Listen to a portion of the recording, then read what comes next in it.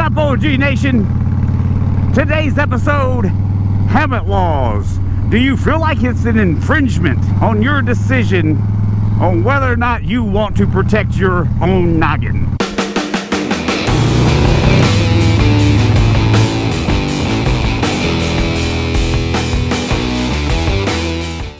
Here in the state of Tennessee, we have a helmet law.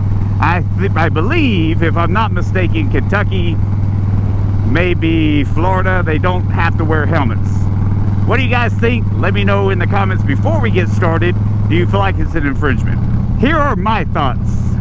I will always wear a helmet, even if there was not a helmet law that told me that I'm supposed to wear a helmet every time I get on this motorcycle. And the reason being is because in life, there are winners and there are losers. And if you are on this motorcycle or any motorcycle and you fall over and your head hits that, your head is the loser and the ground is the winner.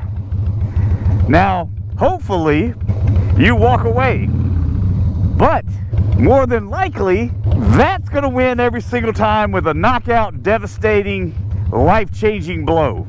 So with saying all of that, do I believe there should be helmet laws? Let me think. The answer is no. I don't think that you or the state or anyone else should tell anyone whether or not they should wear a helmet. I believe it's an infringement on people.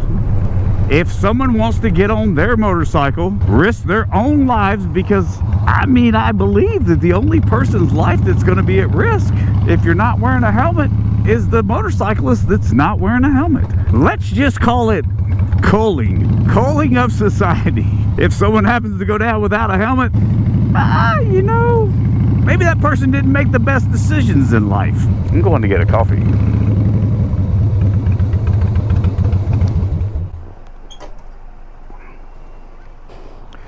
Don't touch it, it's hot, okay? Come over here. Oh my goodness. Oh my goodness. So basically what I'm trying to tell you, I'll give you a for instance before I go there. I have a buddy of mine that he doesn't like helmets, doesn't think you should have to wear one. I love this dude like my brother, but he's a dum-dum. But I don't like him any less. But if he wants to make, I should probably take off in first gear. If he wants to make the decision to ride without a helmet, and if he wants to ride against the odds of what could happen to him if he ever was in a situation where he went down, that, in my belief, is up to him. But I, myself, personally, would never. That's why I wear this showy helmet. I really like that showy helmets. If there's an impact to the helmet, you can send the helmet in and have them, and they'll check it for you to make sure the integrity of the helmet is not compromised, because that's the last thing that you want, a helmet that doesn't work properly anymore, that does not do what it's designed to do. I just did my balancing act, see? That's a little game that I play with myself when I pull up to a red light, or I'm stopping, or I'm going to take off and I'm in extremely slow traffic. I try to balance the motorcycle as long as I can do it without putting my foot down. I feel like it's just a little bit of practice, I guess, so to speak, that keeps me more in tune with my bike. So that actually makes me think of something else too.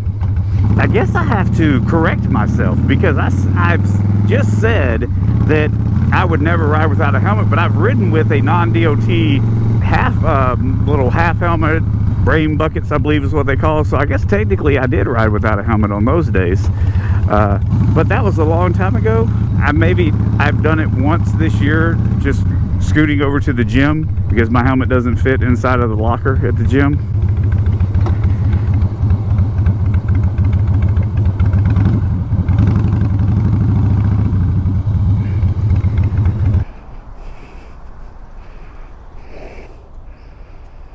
Hi, buddy.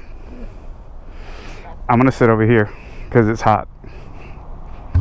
So I guess what I'm saying is I've been a dum-dum too.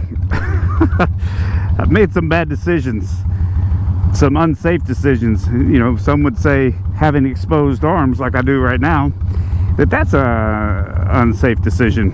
I agree.